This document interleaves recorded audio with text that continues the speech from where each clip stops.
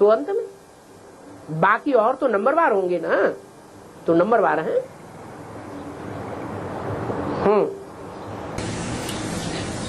ब्रह्मा को सन्यासी कहेंगे कि नहीं कहेंगे? ब्रह्मा को सन्यासी कहेंगे कि नहीं कहेंगे? ब्रह्मा की आत्मा एडवांस वालों को इस समय फॉलो करती है कुछ न कुछ, या नहीं करती है?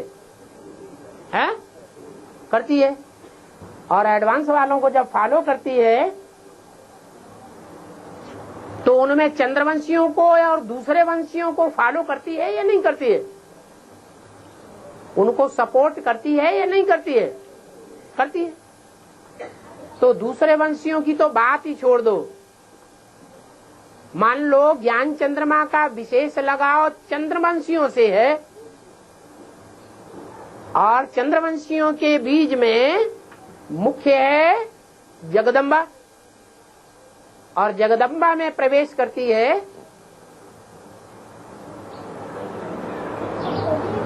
तो अंतर पड़ेगा या नहीं पड़ेगा?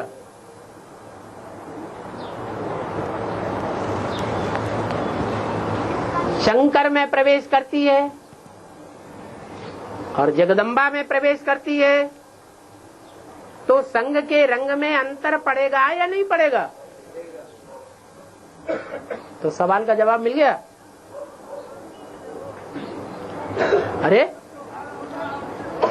अरे हाँ ना तो बोलो। हाँ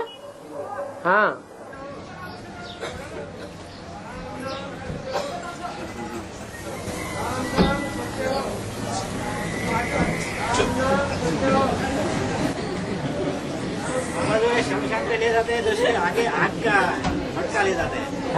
आग का मटका पहले आगे रखते हैं। क्या? जो कोई मर जाते हैं तो शमशान में ले जाते हैं ना, तो इसको पहले आग का एक मटका ले जाते हैं।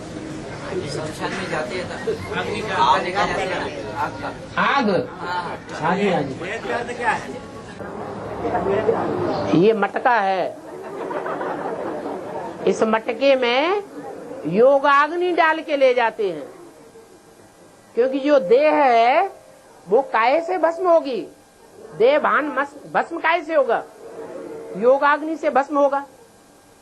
इसलिए इस मटके में योगाग्नि कहते जा रहे हैं। क्या कहते जा रहे हैं? राम नाम सत्य है कहते जा रहे हैं ना। तो वो तो भक्ति मार्ग में बोलते हैं, मुख से कहते हैं, आवाज करते हैं, और ज्ञान मार्ग में याद है। ज्ञान मार्ग में याद करते हैं, वो याद ही योगाग्नि है? हाँ, जो कंधा देते हैं, सहयोग देते हैं, जो वजन उठाने वाले हैं, वो 4 दिखाए गए हैं। क्या? कितने? 4। क्योंकि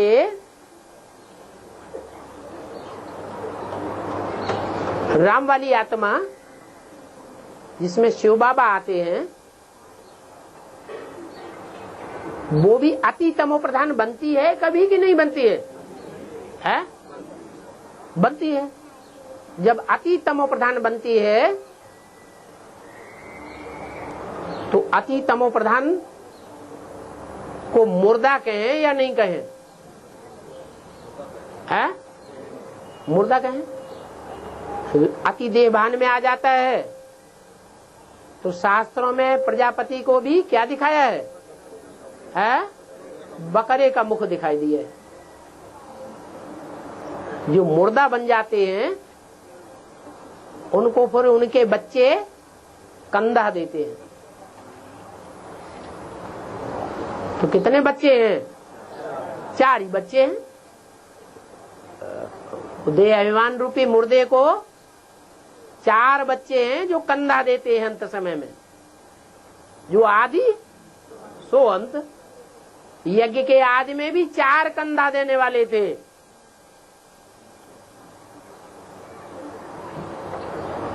कंधा देना माने वजन उठाना। एडवांस में भी 4 कंधा देने वाले थे। यज्ञ के आदि में 1936 में भी रथ का बोझ चलाने वाले, उठाने वाले कितने घोड़े थे? 4 घोड़े थे। इसलिए यादगार में जब कोई अपने देह अभिमान को भस्म करने के लिए सन्नद्ध हो जाते हैं, भस्म करते हैं, तो उनके जो वारसदार हैं वो क्या करते हैं? कंधा देते हैं। हाँ, वो ही याद का घृत है। के बारे में मर जाते हैं तो उसको जलाते हैं तो उसमें घी क्यों डालते हैं? अरे वो ही तो जवाब पूछ रहा है नीचे भाई। घी माना याद का घृत। जब वो नीचे पहुंच पूछता है तो आपकी बुद्धि कहाँ है? इधर उधर चल जाती है। आप अलर्ट रहिए। हाँ, हाँ। और हाँ,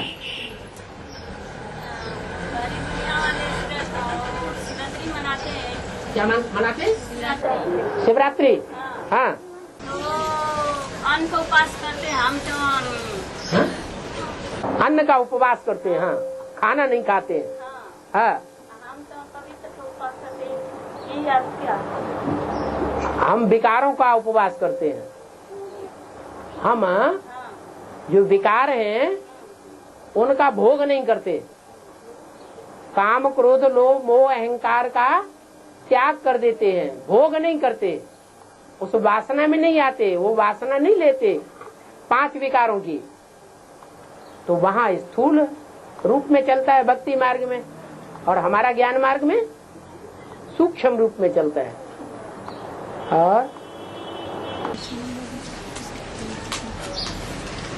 अब आपने प्रश्न पूछा, जो कंधे लगाते हैं, मूर्ति को जो कंधे लगाते हैं वो आत्मा कौन थी? कंधे लगाते हैं? अरे आत्मा को नहीं कंधे लगाना बताया।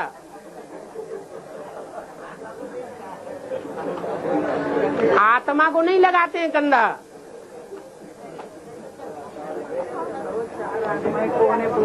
है 4 आत्माएं तो 4 घोड़े हैं मन बुद्धि रूपी, लेकिन जिसको कंधा लगाते हैं वो रावण का 10 सिरों का बाप है। कौन है? देहाभिमान रूपी गधा दिखाया गया है, उसको कंधा दिखाते हैं। वो देहाभिमान रूपी मुर्दा है, जिस मुर्दे को कंधा देते हैं।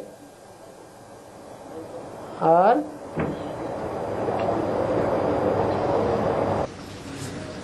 बाबा, जैसे रावण राज्य में जो रहते हैं ना, रावण राज्य में जो रहते हैं, हाँ, तो वो राम को मानते हैं। रावण राज्य में जो रहते हैं वो राम को मानते हैं। राम को पहचान लिया, रावण राज्य में रहने वालों ने राम को पहचान लिया। हम यहाँ गुप्त रीति से रहेंगे। रावण राज्य में हम गुप्त रीति से रहेंगे, माने विभीषण बन के रहेंगे। हाँ, तो वहाँ रहेंगे तो उनके आज्ञा पे चलना पड़ेगा रावण के। अगर रावण के राज्य में रहेंगे और गुप्त रीति से रहेंगे, तो जो गुप्त रीति से रहने वाले हैं, कोई जरूरी है कि हमेशा रावण के आर्डर को ही फॉलो करें? उनका रूप ही गुप्त है, अंडरग्राउंड है। रावण संप्रदाय वाले जो हैं वो उनको देखते ही नहीं, उनको पहचानते ही नहीं, उनको पकड़ में ही नहीं आते, क्योंकि गुप्त हैं। तो क्या रावण के जो डायरेक्शंस हैं उनको फॉलो करने के लिए बंधे हुए हैं? अरे अरेस्ट किए जाएंगे तभी तो बंधेंगे। नहीं समझ में आया? हाँ, पांडव थे गुप्त। क्या 13वां वर्ष उनका खास अज्ञातवास का था। कौरव संप्रदाय को या रावण संप्रदाय को पता चल पाया कि गुप्त हैं या प्रत्यक्ष हैं? उनको प्रत्यक्ष हुए ही नहीं।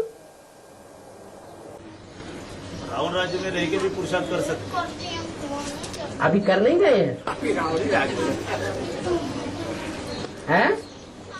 और बाबा विष्णु ने शांति को पैर के नीचे दबाई है। विष्णु ने क्या? शांति, टांकी? शांति, शांति, शांति, विष्णु की शांति। हाँ पैर के नीचे दबा रखी है।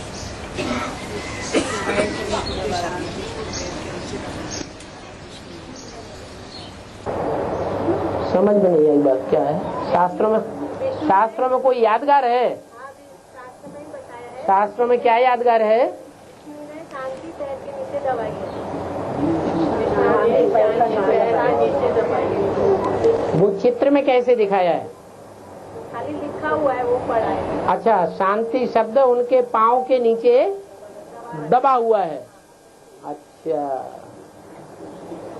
तो जो विष्णु के रूप में पार्ट बजाने वाली आत्मा वैष्णवी देवी है, वो कहाँ पल रही है?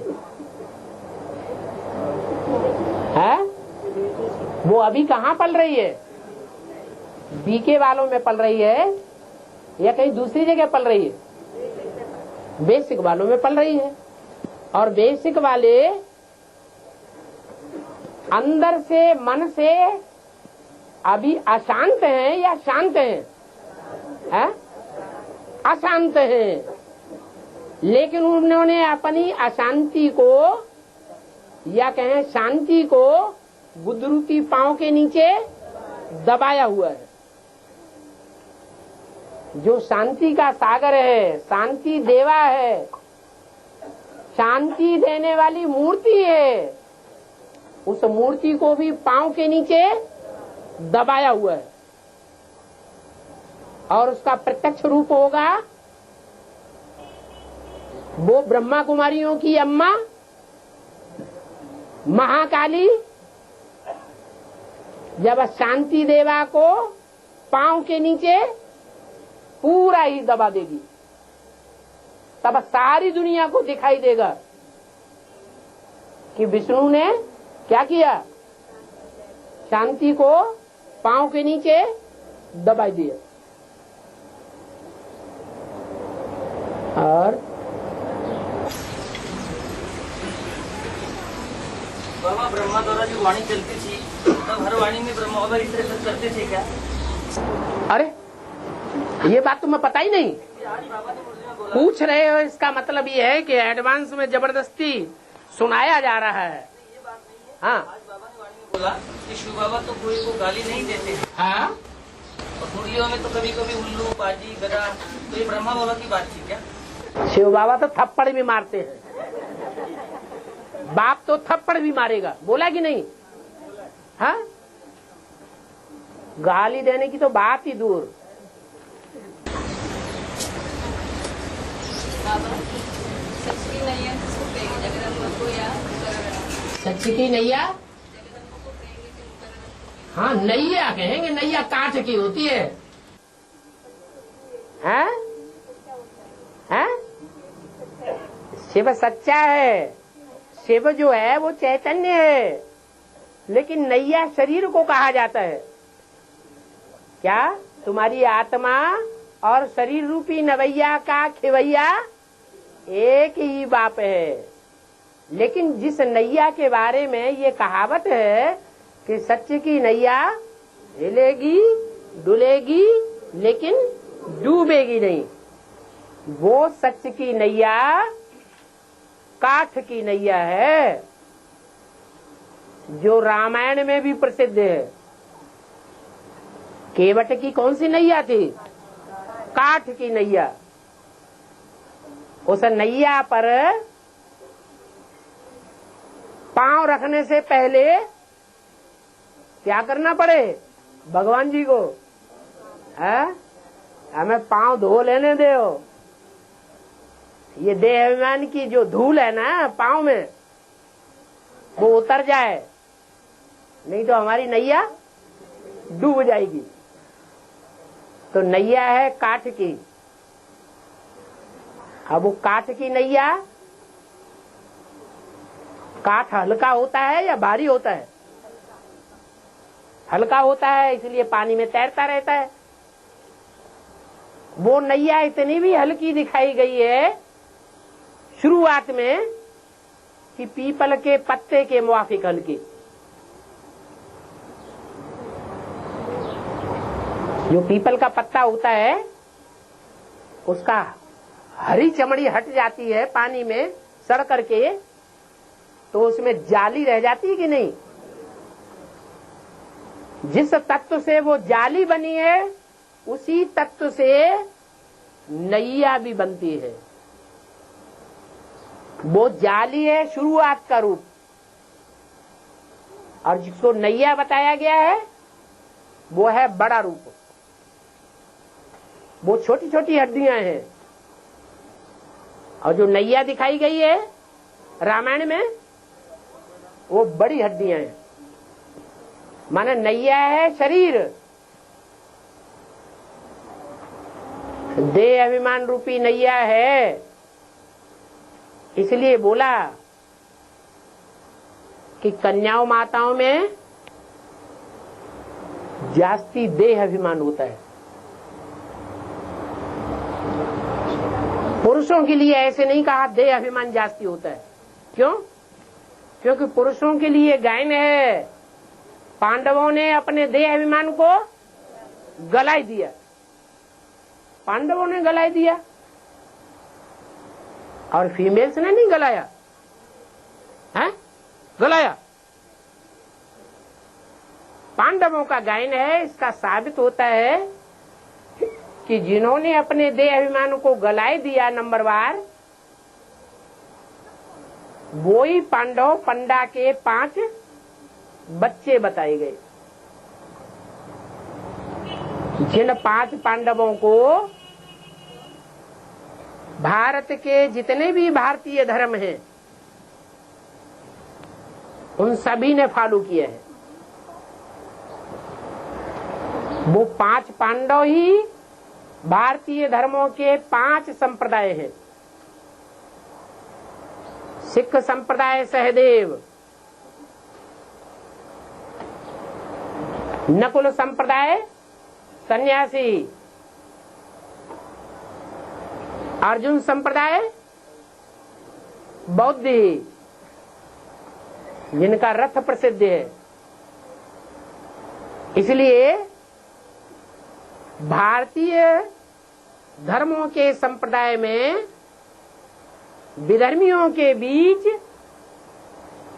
एक ही धर्म पिता है जिसका रथ बहुत बड़ा दिखाया जाता है। कौन है? अरे मूर्तियां भी बनी हुई हैं बड़ी बड़ी। महात्मा बुद्ध, उनकी बड़ी बड़ी मूर्तियां दिखाई जाती हैं। बौद्ध धर्म, महात्मा बुद्ध किस बात की यादगार है? अर्जुन के रथ की यादगार है। ये बड़ा बड़ा क्यों दिखाया जाता है पांडवों को या अर्जुन को या बाहुबली को? बुद्धि विशाल दिखाने के लिए उनको बड़ा दिखाया जाता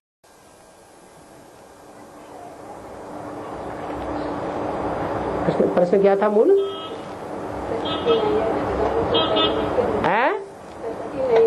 हाँ, सत्य की नैया डोलेगी लेकिन डूबेगी नहीं। तो वो जो सत्य की नैया है वो कठबुद्धि नैया है, काठ की बुद्धि है, लेकिन बहुत हल्की है। हल्केपन में इतनी हल्की दिखाई गई है कि सिखों में तो उसको अकाल तख्त नाम दे दिया है। कौन सा तख्त? अकाल तख्त है, जिसको कोई काल खा नहीं सकता। जो गायन सिखों में है उसका जो अर्थ है वो ही गायन हिंदुओं में है। सत्य की नैया हिलेगी डुलेगी लेकिन डूबेगी नहीं। सिखों में उसको अकाल तख्त कह दिया है। अकाल तख्त वो भ्रकुटी के मध्य स्थान को ही क्या कहते हैं? अकाल तख्त। जो विराट रूप का अकाल तख्त है,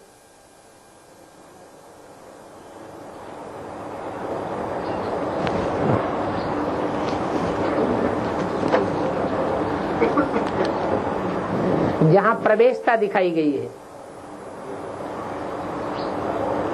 अर्धनारीश्वर भगवान का एक रूप है या नहीं है? है रूप। उसमें आधा रूप पुरुष का है। इसलिए भगवान जिस पुरुष तन में प्रवेश करते हैं उसमें भी खड़ा हुआ शिव नेत्र दिखाते हैं, और स्त्री चोले में भी महाकाली में खड़ा हुआ शिव नेत्र दिखाते हैं। लेकिन भगवान के पुरुष रूप की पूजा होती है या स्त्री रूप की पूजा होती है? पुरुष रूप की क्यों होती, जब दोनों में खड़ा नेत्र है?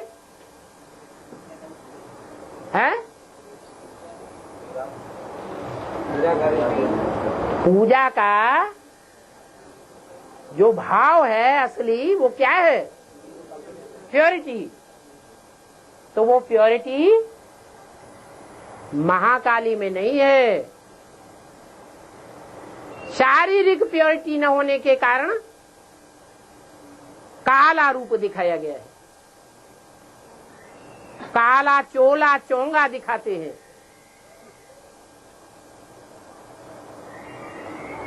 इसलिए बोला कि स्त्री रूप में भगवान संसार में प्रत्यक्ष नहीं होते।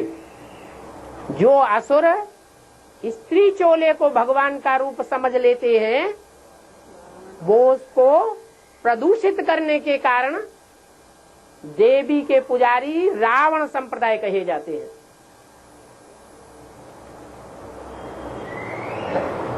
क्यों?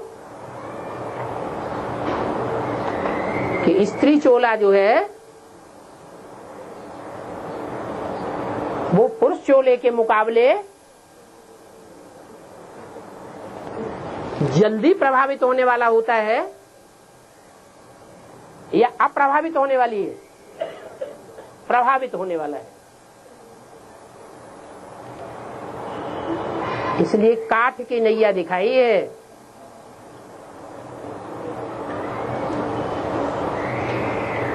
और हाँ, गुजरात और यहाँ गुजरात और उत्तर प्रदेश ये दोनों राज्य में जो साड़ी पहनने का ये है वो एक तरीका है। हाँ जी, क्यों? इसलिए तरीका एक है कि गुजरात से निकलने वाली जो वैष्णवी शक्ति है और जो उत्तर प्रदेश से निकलने वाला भगवान का रूप है, वो दोनों ही मिलकर के एक पहनावा, एक सभ्यता के फॉलोअर बन जाते हैं या विदेशी सभ्यता के फॉलोअर्स हैं? एक ही सभ्यता को अपनाने वाले हैं। वो है देवी देवता सनातन धर्म की सभ्यता। इसलिए चाहे कंपिल का पहनावा हो और चाहे गुजरात का पहनावा हो, खास करके कन्याओं माताओं में एक ही पहनावा अच्छा माना जाता है। अगर गुजरात में सलवार कुर्ती कोई पहनते हैं तो ठीक नहीं समझते। यूपी में भी ऐसे है। और गुजरात के लोग दिमाग ज्यादा चलाते हैं। हाँ, उनकी रात गुजर गई है ना। जिनकी रात गुजरी ही नहीं, अज्ञानता के अंधेरे में है और पड़े पड़े सोते रहो।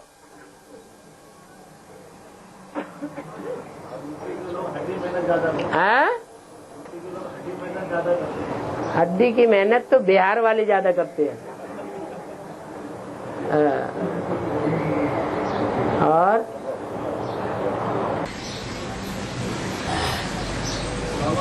हाँ, ये सहदेव के बारे में बताया सिख धर्म की आत्मा है? सहदेव नकुल और अर्जुन के बारे में बताया। हाँ, तो भीम किस धर्म की आत्मा है? भीम माना भयंकर।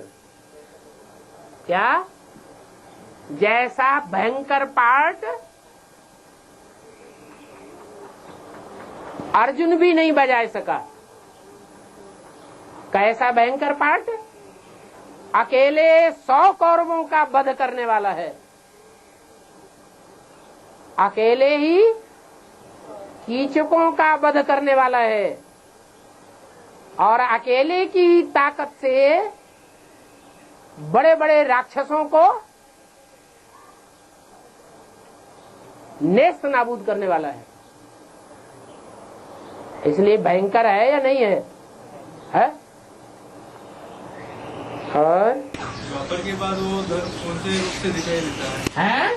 द्वापर के बाद वो कौन से रूप से द्वापर के बाद अगर दिखाई देगा तो विधर्मी कहा जाएगा ना, और जब विधर्मी कहा जाएगा तो पक्का स्वधर्मी तो नहीं हुआ। इसलिए वो ठेठ क्षत्रिय होना चाहिए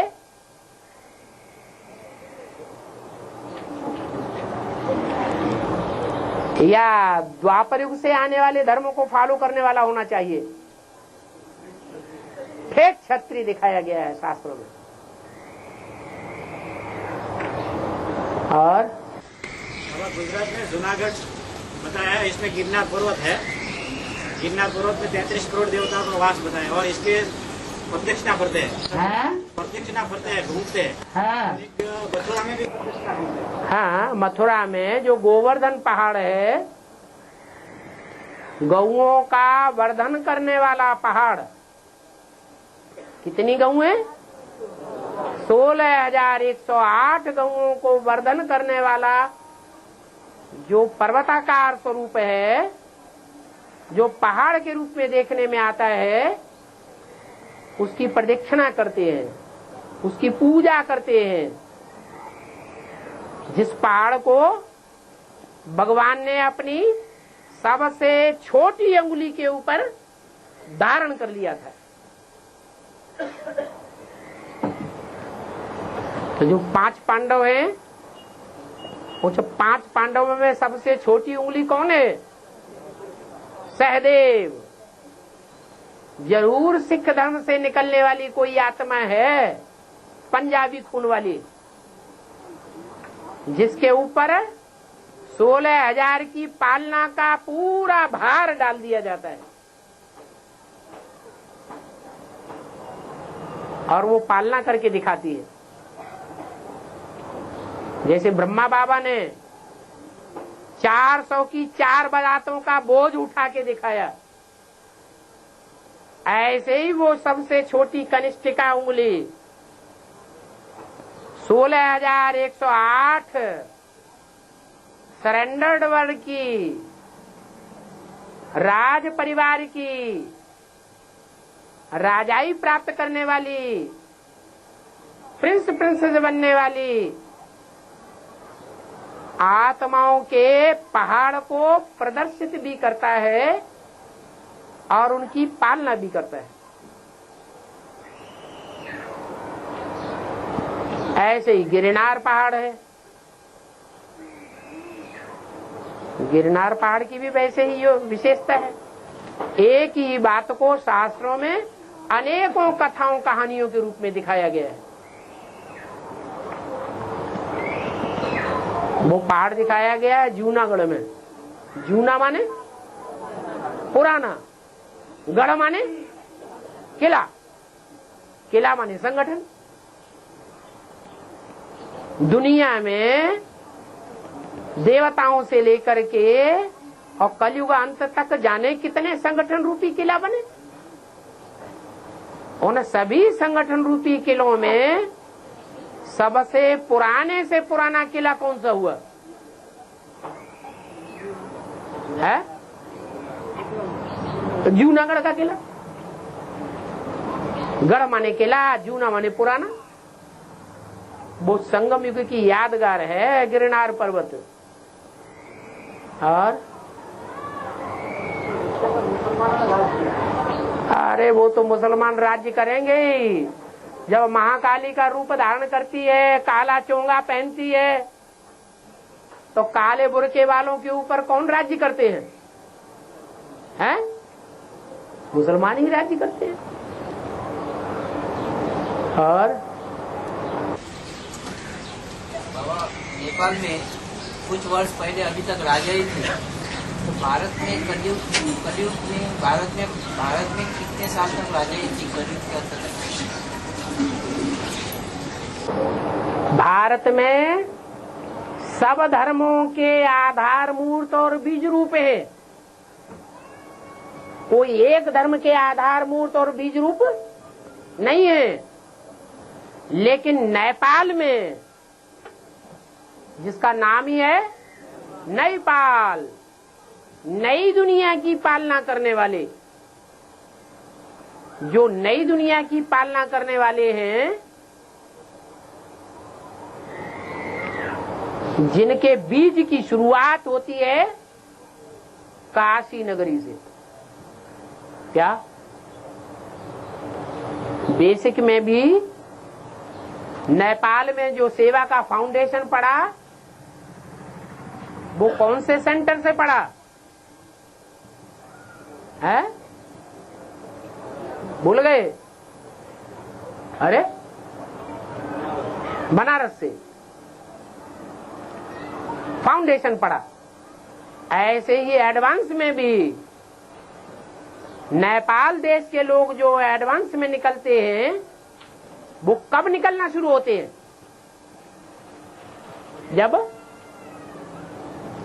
जब काशी नगरी का फाउंडेशन एडवांस पार्टी में पक्का होने लगता है। वो नई दुनिया की पालना करने वालों का संगठन सदैव ऊंची स्टेज में पहाड़ों पर दिखाया गया है। भारतवर्ष के ऊपर सब धर्म वालों ने आक्रमण किए। आक्रमण करके हर धर्म के आधार मूर्त और बीज मूर्त राजाओं को, रानियों को नेस्त नाबूद किया। लेकिन नेपाल के राजाओं के ऊपर कोई विदेशी ने आक्रमण नहीं किया, सदैव सुरक्षित रहा। अगर आक्रमण करते भी हैं और आक्रमण करके राजाई को नष्ट करते हैं, राजाई को, नेपाल की राजाई को ध्वस्त करते हैं, तो वो कौन सा संगठन है? माओवादी। ओ माओवादी, ये महाकालियों का संगठन है क्या?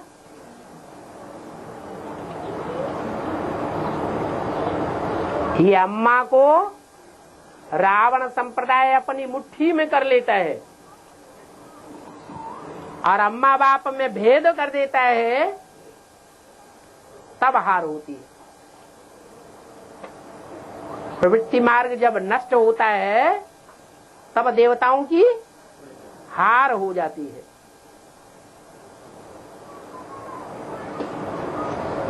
अभी वो नेपाल के माओवादी, ओ अम्मावादी हिंदुस्तान में भी फैलते जा रहे हैं कि नहीं फैलते जा रहे हैं? हैं?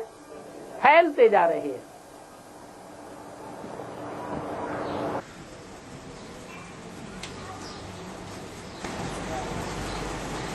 माया के पंजे से जो नया संगठन है वो बच जाएगा। है? नया संगठन जो बना हुआ है वो माया के पंजे से बच जाएगा। माया भी? माया का पंजा बन जाएगा, माओवादी सारे भारत में हो जाएगा सारे। अरे जो अष्ट देव हैं, जो सर्वोपरि सत्ता वाले हैं, वो ही अंत में आकर के क्या होता है उनका हाल अंतिम जन्म में? माया उनके ऊपर हावी हो जाती है। माया किसी को छोड़ती नहीं है। तो अंत में नेपाल को माया ने छोड़ दिया क्या? अरे माया बेटी का तो धंधा है, ऐसे नहीं तो ऐसे। जीते जी माया बेटी ने एडवांस पार्टी के बाप के बच्चों का कुछ भी नहीं बिगाड़ पाया।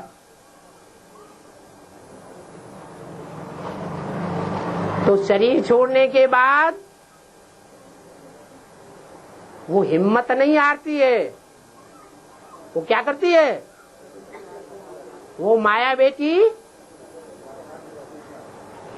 प्रकृति से हाथ मिला लेती है, जानती है ये प्रकृति माता भी बाप की सहयोगिनी शक्ति है और सहयोगिनी शक्तियों के बीच सबसे पावरफुल शक्ति है। प्रकृति जब तमो प्रधान बनती है तो सारी दुनिया का विनाश करा देती है भूकंप से। एक भी मनुष्य मात्र जीवित नहीं रहता, इतनी पावरफुल है। जिस प्रकृति की रचना में प्रकृष्ट रूपेण कृति माने रचना, प्रकृष्ट रूप की रचना, प्रकृति की रचना में भगवान का साकार रूप एड़ी से लेकर के चोटी तक की ताकत लगा देता है। माया बेटी की रचना में इतनी ताकत नहीं लगाता, तो बहुत पावरफुल है। इसलिए वो माओवादी, उनका जो हेड है, मुखिया है, उसके लिए ये चित्र दिखाया गया है कि जो भगवान का प्रैक्टिकल रूप है शिव शंकर भोलेनाथ, वो भी माओवादी की हेड के पांव के नीचे धराशायी दिखाया गया है। बाकी कोई धराशायी होने की बात नहीं है। गाय होती है, दूध देती है, तो दूध मिलता है तो थोड़ी लात खा ली तो कोई मुसीबत आती है क्या? इतना बड़ा काम, दुनिया के आसुरी सृष्टि का विनाश का काम जो बड़े बड़े धर्म पिताएं, महान धर्म पिताएं नहीं कर सके, उस काम का लकबा, उसकी उपाधि, उसका सारा महत्व शंकर को मिलता है। परंतु शंकर तो विनाश नहीं करता है। कौन करता है? शक्तियां करती हैं, और उन शक्तियों को कंट्रोल करने वाला जो रूप महाकाली का रूप है, अंतिम रूप, वो अगर सहयोगी बन जाए तो शांत रहने में फायदा है या मुकाबला करने में फायदा है? अरे चुपचाप अपना काम करवा लो। अरे पांव नहीं रखने देंगे छाती के ऊपर, माने अहंकार आया कि नहीं आया?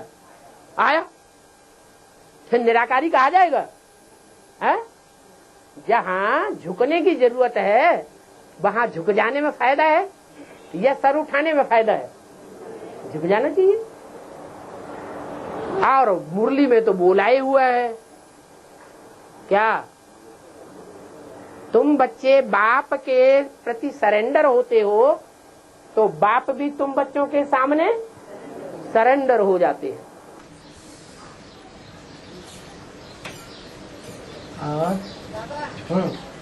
नवरात्रि का जो उत्सव होता है इधर यहाँ पे बाबा, यहाँ उत्सव होता है।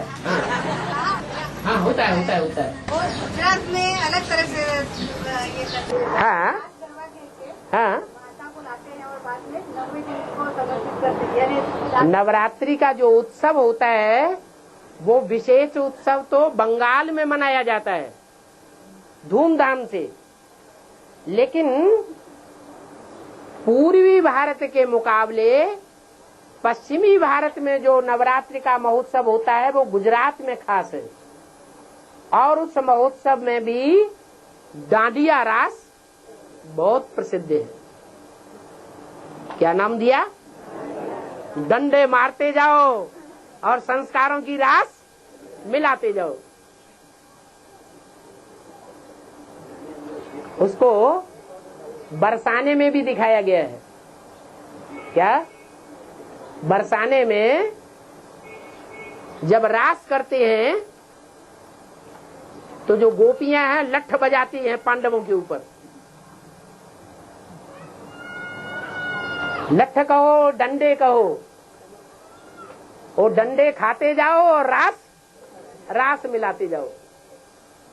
मुरली में भी बोला है, बाप आते हैं तो बच्चों के साथ बातें और लातें दोनों करते हैं। लात भी खाओ हैं, बातें भी करो और हैं बोलने दो पहले।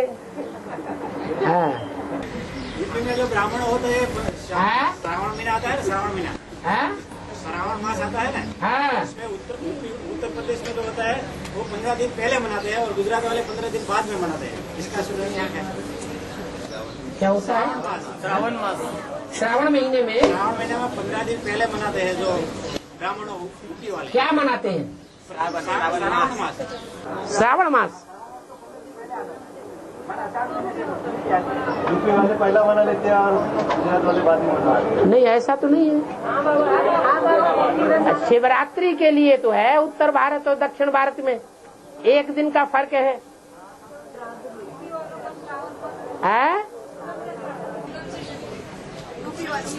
मास की गिनती करते हैं ना ये। हाँ, यूपी में पूर्णिमा से करते हैं और यहाँ अमावस्या से करते हैं। 15 दिन का फर्क होता है, पूर्णिमा और अमावस्या का फर्क है। यूपी वालों का पूर्णिमा से होता है। पूर्ण मास, अच्छा वो श्रावण मास जो है वो पहले होता है। अरे तो यूपी में भगवान आता है तो ज्ञान की बरसात पहले कहाँ करेगा? है यूपी में ही करेगा ना, दूसरी जगह क्यों करेगा? पहले खास फरक्काबाद में करेगा, ये दूसरी जगह करेगा। हाँ तो पहले मनाते हैं तो क्या मुसीबत आ गई? और भगवान मुस्लिम बोला हुआ कि धर्म युद्ध का खेल यूपी वाले ही दिखाएंगे। हाँ, धर्म का युद्ध का खेल यूपी को दिखाना है। तो ये धर्म युद्ध जो है वो ज्ञान का युद्ध है या बाहुबल का युद्ध है? ज्ञान का युद्ध है। धर्म युद्ध का मुखिया यूपी का होगा तो यूपी वालों का ही कहा जाएगा ना कि यूपी वाले धर्म युद्ध का खेल दिखावेंगे। और कोई बाहुबल का युद्ध दिखावेंगे क्या? है बाहुबल का युद्ध नहीं दिखावेंगे। ज्ञान है, ज्ञान का युद्ध है, धर्म का युद्ध है। बाहुबल चलाना, नोटों की गड्डियों के बल पर युद्ध करना, ये तो धर्म युद्ध नहीं है। क्या है? ये तो अधर्म युद्ध है। और प्रश्न आया है, क्या स्वर्ग में भी पृथ्वी सूर्य का चक्कर काटेगी? अगर काटेगी तो स्वर्ग में तो अंधेरा जरूर आएगा। कोई जरूरी है अंधेरा आएगा? अरे पृथ्वी अभी भी चक्कर काटती है या नहीं काटती है सूर्य का? तो नॉर्थ पोल और साउथ पोल पर 6 महीने उजेला होता है कि नहीं होता है? वहां तो अंधेरा नहीं होता 6 महीने तक। तो जब यहाँ ही पृथ्वी पर ऐसा हिस्सा है जहाँ अंधेरा नहीं होता है, तो स्वर्ग में भी तो ऐसा हिस्सा हो सकता है जो 2500 वर्ष तक अंधेरा होगा ही नहीं, और वहां पृथ्वी का वही हिस्सा होगा जहां अंधेरा नहीं होगा। बाकी हिस्सा पृथ्वी का हिस्सा नहीं होगा, वो सागर का हिस्सा हो सकता है जहां अंधेरा होगा। लेकिन पृथ्वी का जो हिस्सा होगा छोटा सा, क्योंकि उस समय जब देवताओं का राज्य होता है, स्वर्ग होता है, वहां पृथ्वी की धुरी परिवर्तित हो जाएगी, चेंज हो जाएगी। आते अभी पृथ्वी की धुरी झुकी हुई है, और झुकी हुई धुरी वाली पृथ्वी, ये सूर्य चमक रहा है। अगर ये सूर्य है, ये झुकी हुई पृथ्वी वाली परिधि है, और वो चक्कर काटेगी सूर्य के, ऐसे ही झुकी हुई। तो जब इधर आई तो उत्तरी ध्रुव दूर हो गया कि नहीं है? और ये दक्षिणी ध्रुव नजदीक हो गया कि नहीं? ये नजदीक हो गया। तो जो दक्षिणी ध्रुव नजदीक हो गया, वहां उजेला रहता है 6 महीने, और जो दूर हो गया वहां 6 महीने अंधेरा रहता है। यही घूमते घूमते उस तरफ पहुंचेगा। तो उत्तरी ध्रुव का वही हिस्सा सूर्य के नजदीक हो गया, तो वहां 6 महीने उजेला ही उजेला रहता है। ऐसे ही ये झुका हुआ पृथ्वी का जो हिस्सा है वो चेंज हो जाएगा। पृथ्वी की धुरी सीधी हो जाएगी, ये नहीं कहा, चेंज हो जाएगी। इस तरह चेंज होगी कि जो हिस्सा है वो सदैव ही क्या होगा? सूर्य के सन्मुख रहेगा। थोड़े समय के लिए थोड़ा झुटपुटा हुआ, और फिर सवेरा, रात्रि का नाम निशान भी नहीं होगा 2500 साल तक। फिर सोएंगे कैसे?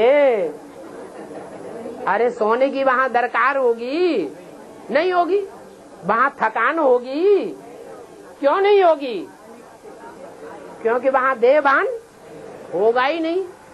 जब देह समझेंगे ही नहीं तो थकान भी नहीं होगी। यहाँ देह समझे बैठे हैं, देह भान है, तो थकान होती है। वहां सदैव आत्माभिमान होता है, आत्मा को तो कभी थकान नहीं होती है।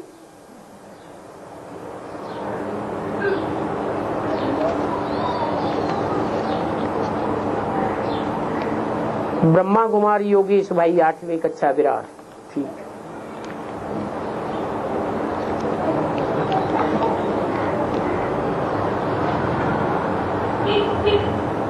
एक वार्तालाप में बाबा ने कहा कि जो संकल्प हम करते हैं उसकी भी शूटिंग होती है। तो जो बाबा से मिलन बनाने के लिए संकल्प करता है, उसकी ब्रॉड ड्रामा में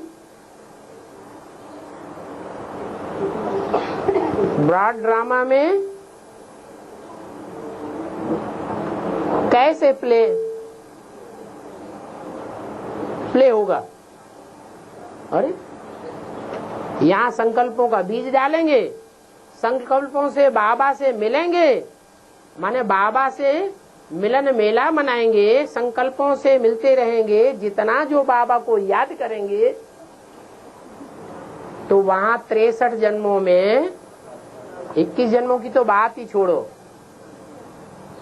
वहाँ तो स्वर्ग ही स्वर्ग है, सुख ही सुख है, सब सुखदाता के बच्चे हैं। लेकिन जो दुख की दुनिया है वहाँ भी शिव का जो आधार मूर्त बनता है, जिस मुकर्रर रथ में परमात्मा बाप प्रवेश करता है, चाहे वो टेम्परेरी रथ हो या मुकर्रर रथ हो, उन हीरो हीरोइन के रथ अर्थात रामकृष्ण वाली आत्माओं के साथ रहेगा या नहीं रहेगा? रहेगा। तो रहेगा तो मिलन मेला होगा कि नहीं होगा? होगा ब्रॉड ड्रामा में।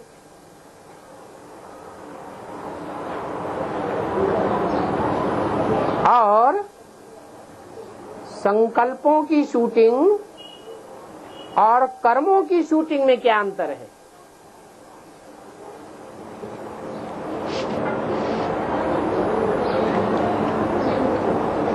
संकल्पों की शूटिंग तो दिमाग में चलती है, मन बुद्धि में, याद के आधार पर। जो संकल्प आते हैं और जो स्वप्न आते हैं या जो साक्षात्कार होते हैं वो 63 जन्मों के ऊपर आधारित हैं, कर्मों के ऊपर। 63 जन्मों में अच्छे व बुरे कर्म किए हुए हैं। वो इस समय संगम युग में संकल्पों की रील के रूप में हमारी मन बुद्धि में घूमते रहते हैं। अच्छे कर्मों का उदय हुआ तो अच्छे संकल्प घूमेंगे, और बुरे कर्मों का उदय हुआ तो बुरे संकल्प घूमते हैं। ये शूटिंग होती रहती है। लेकिन हम कर्म भी तो करते हैं, संकल्प ही करते हैं या यहाँ संगम युग में कर्म भी करते हैं? कर्म भी करते हैं। लेकिन कर्म करते समय अगर हम मन बुद्धि को बाबा की याद में रखते हैं, क्या मान लो आंख से हमने कर्म किया, किसी को देखा, और देखते देखते हम शिव बाबा को याद कर सकते हैं कि नहीं? कर सकते हैं। तो जिसको हम देखते हैं प्रैक्टिकल आंखों से,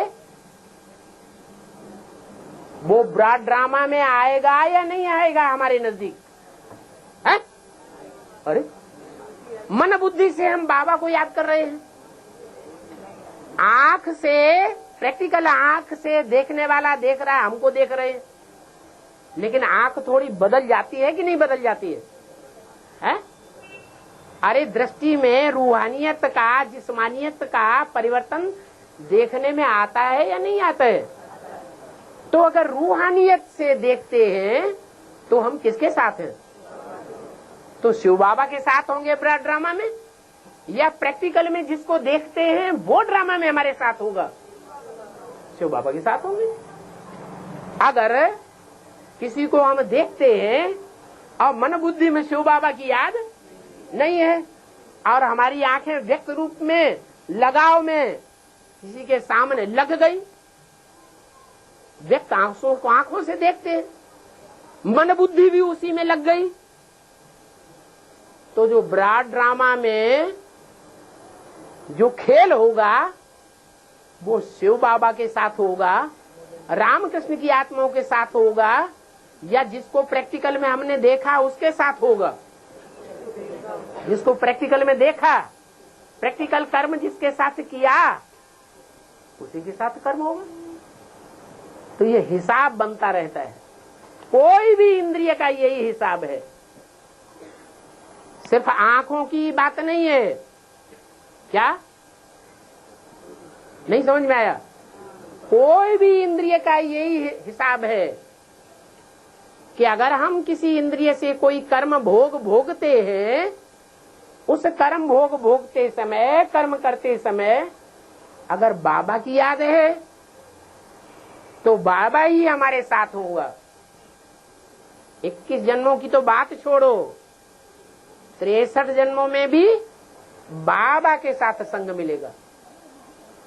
और अगर उन कर्मेंद्रियों से भोगते समय जिसके साथ हम भोग रहे हैं उसी में मन बुद्धि रमी हुई है, तो किसके साथ होगा? देहधारी के साथ होगा या रामकृष्ण की आत्माओं के साथ होगा? देहधारी के साथ होगा। प्रश्न आया है बीके में जो ब्रह्मा कुमार कुमारी अभी चल रहे हैं, जिन्होंने शिव बाबा को साकार में पहचान कर भट्टी भी नहीं की है, साकार में शिव बाबा को पहचान कर भट्टी भी की है, उनको एडवांस में आना है या नहीं?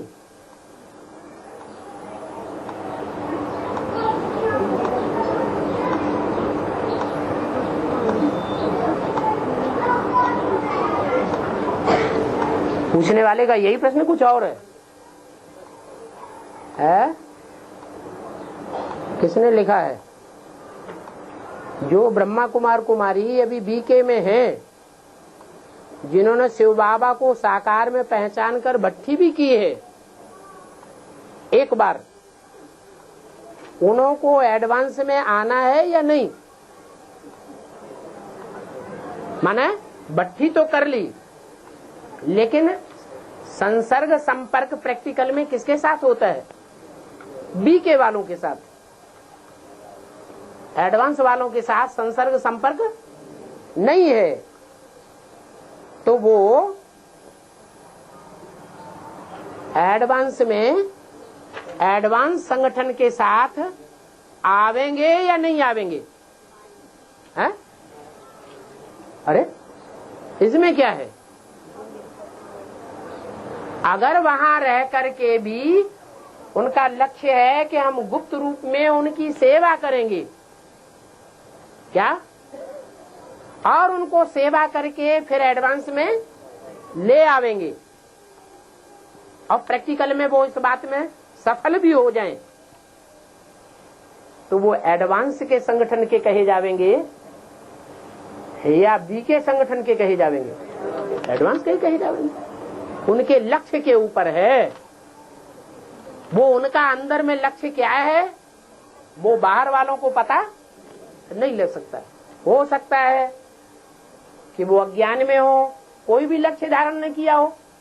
जैसे भक्त लोग चलते हैं, कभी किसी संगठन में गए, कभी किसी सत्संग में गए, ऐसे इधर भी आ गए और आकर के चले गए, तो कोई लक्ष्य नहीं है, तो कहेंगे कि वो एडवांस के संगठन में कभी नहीं आ सकते।